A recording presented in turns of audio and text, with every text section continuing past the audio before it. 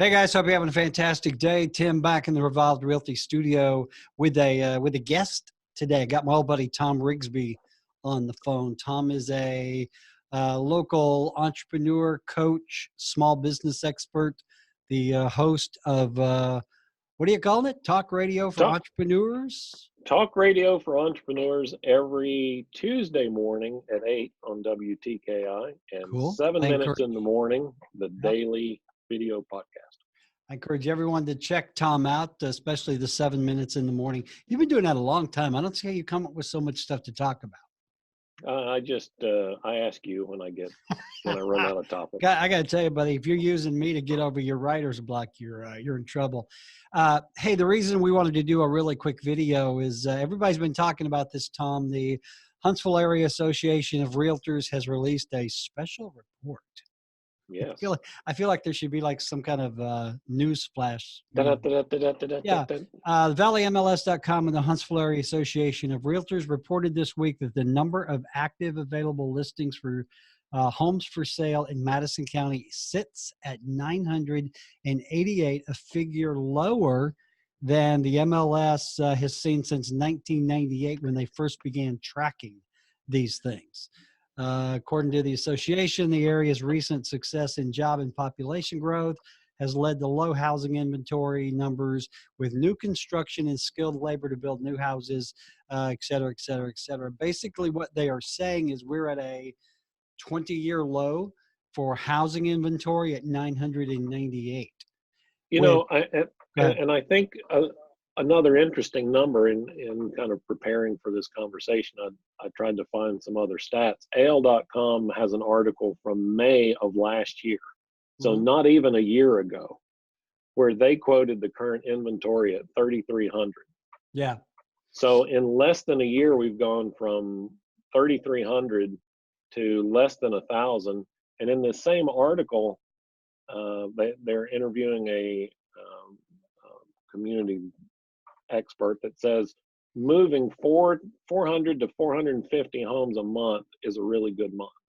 Yeah. And so I think what this is really a testament of what's going on in the market. It's a market indicator of what's going on more broadly. Well, I mean, we've been seeing numbers over the past, I don't know, 6 months or so with, well over 1,000 homes a month sold, probably more than that. I'm terrible with numbers. The other thing is the city released some statistics a little while back that said, 150 families are relocating to this area on a weekly basis. Right. And that's due in large part to the economy. I mean, let's be honest. This area is really unlike any other area, because of NASA, the defense industry, all of the high tech that is here now. You got Google, Facebook, the FBI bringing 1,800 jobs here. So all of those people need a place to live. We've always had, we have been fortunate in this area since the 50s or 60s, where we've had a lot of very stable, very well-paying jobs in and around both the Army and NASA. But over the last, 5 or 6 years, that the Redstone campus is really expanding to pull in more federal agencies. Growth of the FBI, the ATF has really had an impact. But in addition to those things, maybe 10 years ago, as a community, we realized we need to diversify and not be as dependent on government funding, because we all know what happens when there's a government shutdown. Right? Well, it's a really good point. Everyone used to be really paranoid here that if the arsenal shut down, Huntsville would just go away. Right. And that might have been the case 20 years ago. It's not so much. Right. Well, we've diversified. We have 2 major auto builders in the area. The race to get back into space and back to the moon is really, encouraging a lot of growth in that sector as well. And that's private industry growth. So it's not tied directly to government funding and NASA. I mean, this, the Blue Origins of the world, they're the ones who are really taking up the mantle of getting us back to the moon, back into space. And so because we have such a well-educated workforce and because we have a relatively low cost of living. I mean, you look at some of the numbers around the country. Right. We have a very affordable community here. Well, we also have a very high medium income. Yes, and If you those look two at, things together yeah, afford me a very comfortable lifestyle with a lot of room to grow, a lot of things, places to go play. The river's close by, the beach is not far away. I mean, there's a lot of pluses in the community here. Yeah, you and I have talked about this before. I think Huntsville has the third largest population of engineers and scientists in the country. Right. Right after Silicon Valley and Research Triangle, which means our median income is considerably higher than the national average, which means our the home values here, the property values in pockets are higher. Right. So Well, go ahead. Well, and I just wanted to say, I think what this tells us, we take a minute and we step back from the specifics of this particular market being housing. Mm-hmm. It's a great indicator to what's going on in the local economy as a whole. And Right. so, I encourage business owners, business leaders to look at this as one indicator of what's going on in the local economy, and try to find those indicators that give you clues of how safe and secure your business is. And in the same way, those of you like you who are in the housing industry, you can look at other indicators to see how, try and predict how long this housing boom is going to last. Well, the one thing about Huntsville is we're different. You know what I mean? We are. Everyone is worried about there's a housing bubble that's going to burst and we're going to go back to where we were 10 years ago. But because of all the stuff that we've talked about, Huntsville is a very unique place to be because of the economy, the job growth. The local politicians have done an excellent job at economic development. Like you said, not only with defense contractors, but the diversity of manufacturing, tech. You look at the bio stuff that Hudson Alpha is doing. So we're really kind of a weird market because what happens to the rest of the country, it doesn't always happen here. But the thing that everyone's worried about now is, it very much is a seller's market because inventory is low. Of course, realtors like me are like, hey, there's never been a better time to sell your home.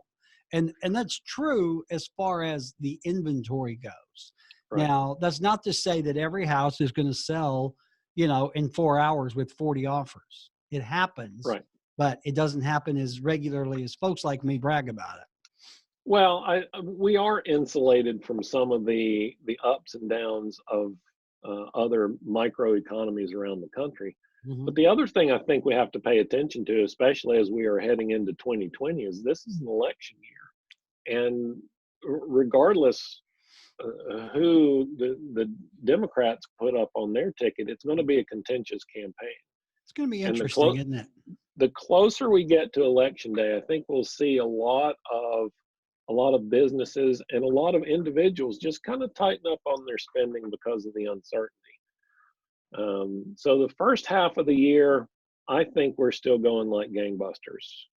As we get closer to election day, I think things settle a little bit to wait and see what the outcome of that is. The interesting thing, though, is it's almost irrelevant what the outcome is. As soon as that uncertainty is removed, the taps open again and we continue to march. So yeah, and really all of these people, they got to have a place to live.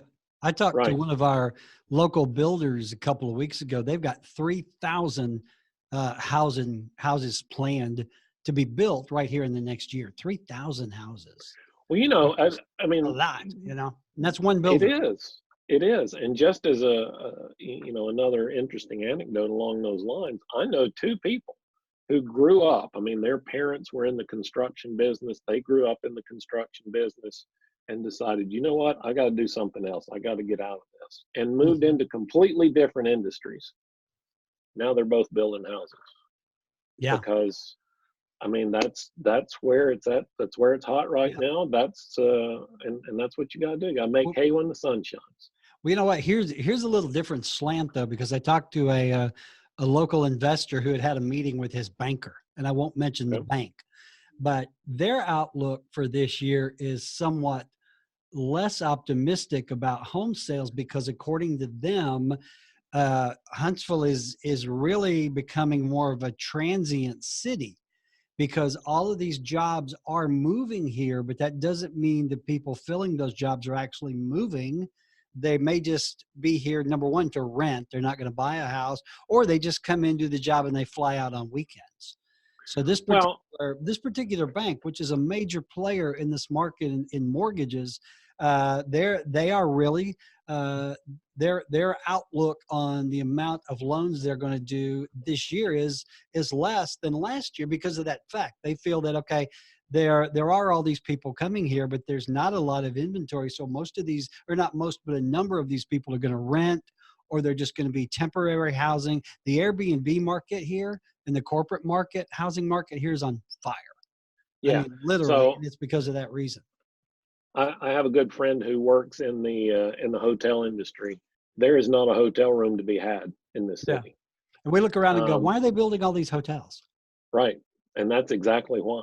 Yeah. Now, the interesting thing, and your story about the mortgage lender, um, you know, we back up and say, look, you have to look at all of the indicators. That one or the other is not in and of itself good enough. If that lender is looking at the hotel occupancy rates and saying, well, these people aren't moving here, they're staying in hotels. You also have to be plugged in well with the agencies that are moving people here and understand that they have, over the last 18 to 24 months, been on a program of sending people here TDY Mm-hmm. so that they can get the lay of the land and figure out whether they want to move here. Right. So there's a lot of that that's going on prior to actually moving that position here. And yes, not all, I mean, the positions are going to move. That's a done deal. The people, a lot of the people will come with it, but not all of them. So there'll be some opportunity for local people to fill those positions. But just because there's a lot of transient activity right now doesn't mean that they're not buying houses. Yep. Well, obviously they're buying houses because we're at an 20-year low. So, right. you know, Somebody's buying them. somebody's buying them. So one more really quick question, then I'm going to let you go. What do you think the Okay. impact is going to be on the small business community here? Startups that are, I mean, the when population grows, Yeah. businesses come in to support. What are you seeing out there in your daily endeavors as a small business expert, as far as the impact of this growing economy on our local small business economy? Well, we know that it's a roughly 3-to-1 ratio, right? So for every new job that moves in, that creates 3 additional employment opportunities for the supporting cast, as you say. I think this has always been a very fertile ground for new and emerging businesses. The challenge that we have always had is because a lot of those jobs are very secure government jobs, they're well-paying engineering jobs. It's very difficult to get those people to leave those jobs to go full-time into a business. But there are plenty of side hustles, second jobs, weekend jobs that are going on. I think from an entrepreneurship perspective, we're going to continue to see new businesses, new ideas kind of take root. They'll grow a little bit, and if they have wings, we'll see them launch from here. If they don't, then we'll see those people and those ideas recycle. But the really interesting thing, and I think this is going to have a bigger impact than anything else, is with people coming from out of the area, they're bringing ideas that are relevant to them, to the problems that they experience. They're bringing those ideas into this market and trying to develop them into a business. So we'll see the launch and the growth of businesses that are new to the community, new to the area, and ideas that we might not have come up with had we not had this influx of new people. You mean ideas that you and I never thought of? I thought we thought of all of them. Well, I think we've thought of most of them. There's only so many hours in the day, though. This is so. true. Thom Rigsby, small business expert, host of Talk Radio for Entrepreneurs, 7 Minutes in the Morning podcast. If folks are interested in talking more to you, because you do one-on-one coaching and group coaching, how do they get a hold of you? Well, I've made it as difficult as possible. You just have to go to my website, thomrigsby.com. There's a link at the top that says "Start Here," and How do you start spell there. Thom? How do you? So Thom? I don't know how to spell, Is it so I Thom? spell it. I spell it THOM, but actually, even if you spell it TOM, you'll still get to the right place. Look at you. I always say it's like Thomas without the ass. Okay, I'll take that. All right, good deal. Hey, by the way, we are at a 20-year low on houses. There's never been a better time to sell. And where can they go to find out how to Oh, hell, you buy can't or swing a sell? stick without hitting a realtor in this town. That's true. But if you'd like my help, I'd love to work with you. Tim@revolve.com is the email. You can give me a call, 679-0704. Thom, I think we should keep checking back in because the housing market here is tied to the economy, my friend. Yes, it is. I would love to do it. Let's do All that. right, man. Have a good week. I'll talk to you soon. All right, you too. Bye-bye. Bye.